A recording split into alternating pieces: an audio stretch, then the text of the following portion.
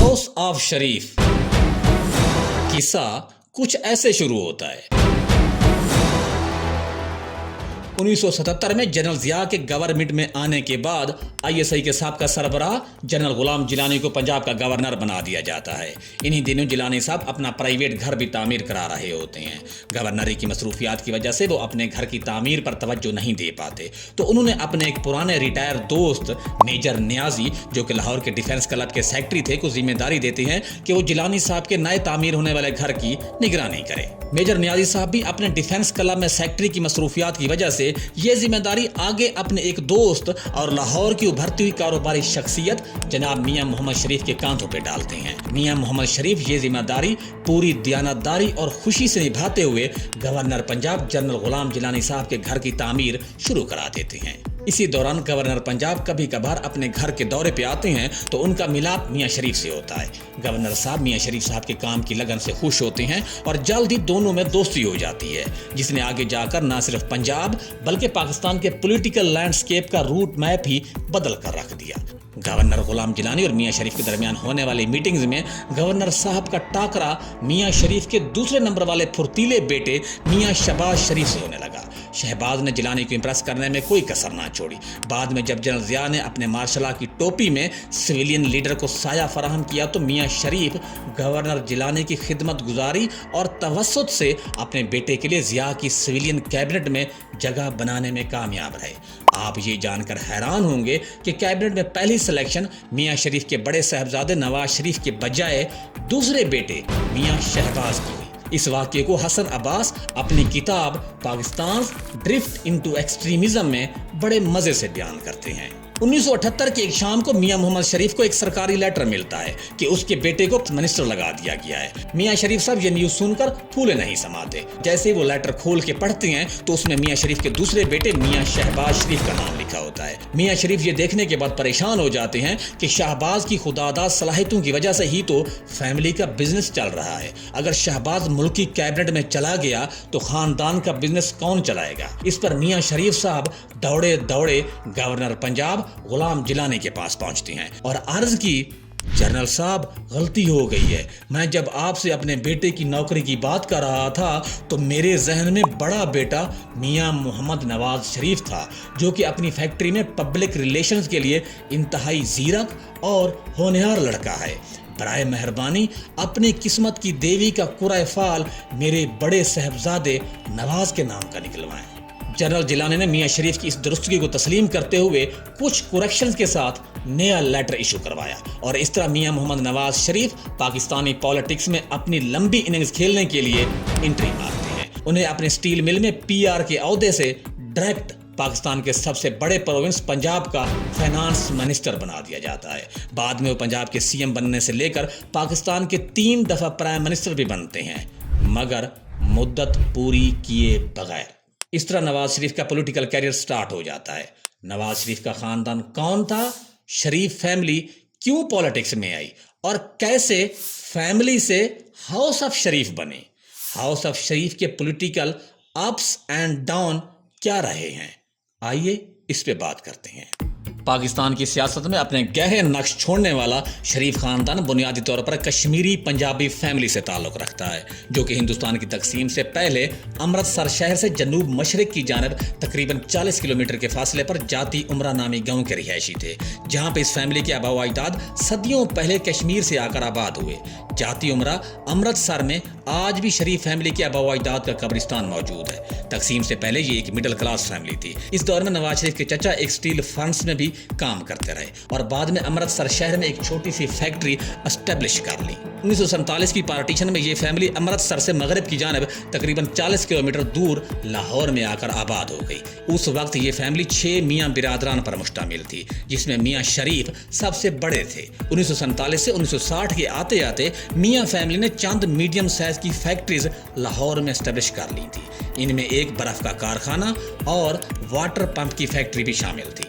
1969 या 1969 में मियां शरीफ और उसके भाइयों ने आपस में इत्तेफाक करके एक स्टील मिल, जिसे इत्तेफाक ग्रुप आयरन फाउंड्री का नाम दिया, बना ली। मियां शरीफ के 3 साहबजादे मियां नवाज शरीफ, मियां शहबाज शरीफ और मियां अब्बास शरीफ थे। नवाज शरीफ स्कूल की तालीम सेंट एंथनी हाई स्कूल से, जबकि कॉलेज की तालीम उन्होंने जीसी कॉलेज से लॉ के शोबे में की। तालीम के बाद वो अपने वालिद और चच्चों की फैक्ट्री इत्तेफाक ग्रुप में काम करने के साथ साथ पॉलिटिक्स में भी इन्वॉल्व होने लगे। वो सबसे पहले पंजाब एडवाइजरी डिस्ट्रिक्ट काउंसिल में दाखिल हुए। कहा जाता है कि इस दौर में वो मुल्क के नए उभरते हुए सियासी लीडर जुल्फ़िकार अली भुट्टो की तकरीरों के बहुत बड़े मदाह थे। तहम उन्होंने 1970 की दहाई में असगर खान की पार्टी तहरीक इस्तिकलाल को भी ज्वाइन किया। असगर खान भी अपने वक्त के पॉलिटिकल फायर ब्रांड थे। फिर 1972 में भुट्टो साहब के दौरे हुकूमत में मुल्क के इंडस्ट्रियलिस्ट पर मुश्किल वक्त आता है, जिसकी लपेट में लाहौर के मियां बिरादरान भी आ जाते हैं। भुट्टो साहब ने अपने दौरे हुकूमत में मुल्क के कारखाने और फैक्ट्रीज को उनके मालिकान से छीन कर सरकारी तहवील में ले लिया, जिससे मियां बिरादरान भी अपनी इत्तेफाक फाउंड्री से फारिग हो गए। वो खानदान जो अभी तरक्की की मोटरवे पे चढ़ा ही था, भुट्टो ने उन्हें उठाकर बम्पी रोड पर डाल दिया। तहम इस मौके पर मियां शरीफ सऊदी अरब चले जाते हैं, जहां पे वो अपनी स्टील फैक्ट्रीज लगाना शुरू कर देते हैं ताकि अपने बिजनेस को जारी रख सकें। भुट्टो की नेशनलाइजेशन की पॉलिसी ने मियां बिरादरान को भुट्टो का सख्त मुखालिफ बना दिया। मियां शरीफ को समझ आ रहा था कि अगर उसने पाकिस्तान में अपने बिजनेस को एक्सपैंड करना है तो उसे पाकिस्तानी पॉलिटिक्स में असरअंदाज होना पड़ेगा, ताकि कोई भी गवर्नमेंट की पॉलिसी उसके बिजनेस को मुतासर ना करे। इस दौरान आर्मी के चीफ जनरल ज़ियाउल हक भुट्टो की हुकूमत गिराकर मुल्क में मार्शल लॉ लगा देते हैं। ज़िया के दौरे हुकूमत में शरीफ बिरादरान को उनकी फैक्ट्रीज वापस मिल जाती हैं, तो शरीफ बिरादरान जनरल ज़ियाउल हक के सपोर्टर बन जाते हैं।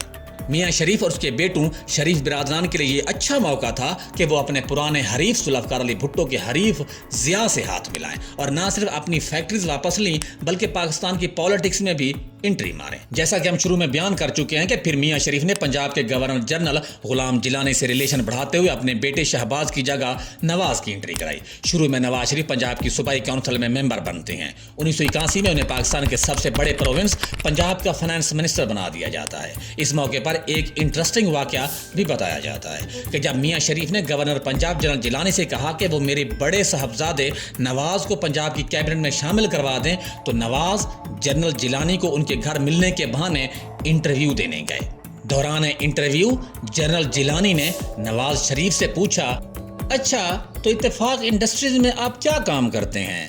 तो नवाज शरीफ ने जवाब दिया, जी मैं फाइनेंस को देखता हूँ। तो इस पर गवर्नर ने कहा, अच्छा तो ठीक है, फिर आपको पंजाब का फाइनेंस मिनिस्टर बना देते हैं। और फिर नवाज शरीफ पंजाब के फाइनेंस मिनिस्टर बन भी जाते हैं।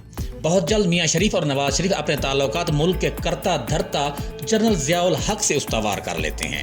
आयशा जलाल अपनी किताब द स्ट्रगल फॉर पाकिस्तान में लिखती हैं कि 1980 की दिहाई में शरीफ खानदान पर जनरल ज़िया की खसूसी नवाजिशें थीं और इन्हीं की वजह से उनका स्टील का कारोबार दिन दुगनी रात चुगनी तरक्की करता है। जल्दी शरीफ फैमिली पाकिस्तान की अमीर तरीन फैमिलीज में शुमार होने लगी। आयशा जलाल मजीद लिखती हैं कि जनरल ज़िया ने अपनी क्रोनिक कैपिटलिज्म की पॉलिसीज के तहत बहुत से चाहने वाले बिजनेसमैन को बहुत कम मुनाफे पर सरकारी कर्जे दिए थे, जो कि फिर कभी वापस ना हो सके।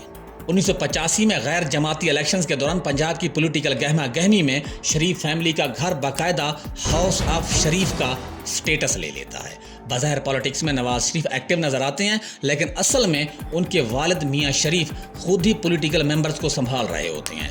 शायद इसी वजह से ही वो ना सिर्फ हाउस ऑफ शरीफ के अब्बा जी कहलाए जाते हैं, बल्कि सियासतदानों के भी अब्बा जी मशहूर हो जाते हैं।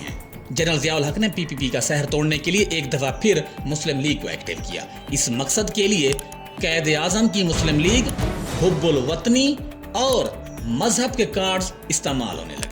जनरल ज़ियाउल हक ने 1985 में गैर जमाती इलेक्शंस कराए तो सिंध से ताल्लुक रखने वाले मोहम्मद खान जुनेजो को प्राइम मिनिस्टर बना दिया जाता है, जबकि नवाज शरीफ पहली मर्तबा पंजाब के चीफ मिनिस्टर बना दिए जाते हैं। इस पर कुछ पुराने पॉलिटिशियन उन्हें पैराशूटर कहने लगे।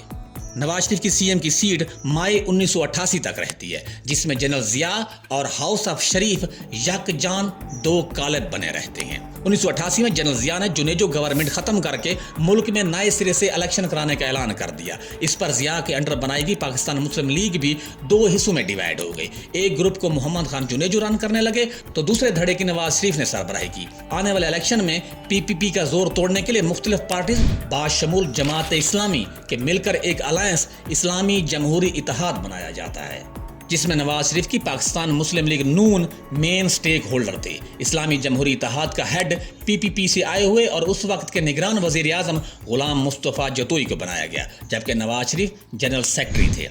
शुजा नवाज अपनी किताब क्रॉस सोर्ड्स में लिखते हैं कि आईजीआई की तश्कील आर्मी की खुफिया एजेंसी आईएसआई के सरबराह general Hamid Gul, army chief general Mirza Aslam Beg और दूसरे अराकीन ने की। इन लोगों को खतरा था कि कहीं बेनज़ीर पाकिस्तान का न्यूक्लियर प्रोग्राम रोल बैक ना कर दे। आईजीआई का दायरा असर बढ़ाने में हमीद गुल और उसके डिप्टी ब्रिगेडियर इम्तियाज, जो कि अपनी खूबसूरत आंखों की वजह से ब्रिगेडियर बिल्ला के नाम से भी मशहूर थे, का अहम किरदार रहा है। शुजा नवाज लिखते हैं कि इलेक्शन की गहमा गहमी के दौरान जनरल हमीद गुल ने अपना ऑफिस लाहौर में शिफ्ट कर लिया था ताकि हाउस ऑफ शरीफ को फुली सपोर्ट किया जा सके। जब इलेक्शन के रिजल्ट आए तो पीपीपी ने सेंटर, सिंध और केपी में मार्जिन हासिल कर लिया। ताहम पंजाब में मियां नवाज शरीफ ने भारी हैसियत से कामयाबी हासिल की। हसन अब्बास इस मौके पर अपनी किताब में लिखते हैं कि ये बात रिकॉर्ड पर है कि इलेक्शन के रिजल्ट के बाद आईएसआई के चीफ जनरल हमीद गुल ने कहा, अगरचा हम जलालाबाद अफगानिस्तान का शहर तो ना ले सके, मगर हमने पंजाब को बचा लिया है। हसन अब्बास के मुताबिक जनरल हमीद गुल और उस वक्त के DG military intelligence major general Asad Durrani, बाद में लेफ्टिनेंट जनरल भी बने, ऑन द रिकॉर्ड खुश हो के कहते रहे कि नवाज शरीफ उनके एजेंसीज की प्रोडक्ट है, सिंबल है, फखर है। 1988 की जब नई असेंबली बनी तो इसमें बेनज़ीर पाकिस्तान की पहली खातून प्राइम मिनिस्टर बनती हैं। आयशा जलाल लिखती हैं कि नवाज शरीफ ने अपने एमएनएज को तलकीन की कि बेनज़ीर की औरत होने पर टाउंट करने के लिए वो असेंबली में मशहूर पंजाबी जंगी तराना जंग नहीं खेट जनानियां दी, यानी war is no game for women गाएं। तकदीर का खेल या हालात का तकाजा कहें, इस वाक़े के 30 साल बाद नवाज शरीफ ने अपनी बेटी मरियम नवाज को भी ना सिर्फ उसी पॉलिटिक्स की फील्ड में ले आए जहां पे उन्हें बेनज़ीर की औरत होने पर सख्त एतराज़ था, बल्कि 2024 तक तो नवाज ने अपनी बेटी मरियम को पंजाब की चीफ मिनिस्टर भी बनवा दिया था। सामीन कराम, हाउस ऑफ शरीफ की पॉलिटिकल स्ट्रगल और हिस्ट्री की अगली एपिसोड में हम बयान करेंगे कि कैसे 1990 का इलेक्शन जीता गया, नवाज शरीफ का पहली दफा प्राइम मिनिस्टर बनने और अपने आर्मी चीफ को कैसे उन्होंने BMW गाड़ी तोहफे में देने की ऑफर की, जो कि आर्मी चीफ ने कबूल ना की, और फिर 1990 की दिहाई में कैसे नवाज की ताकत की जंग जारी रही। ये सब दिलचस्प वाकयात आप देखेंगे हमारी अगली एपिसोड्स में। अपना और अपने प्यारों का बहुत सारा ख्याल रखिएगा। खुदा हाफिज।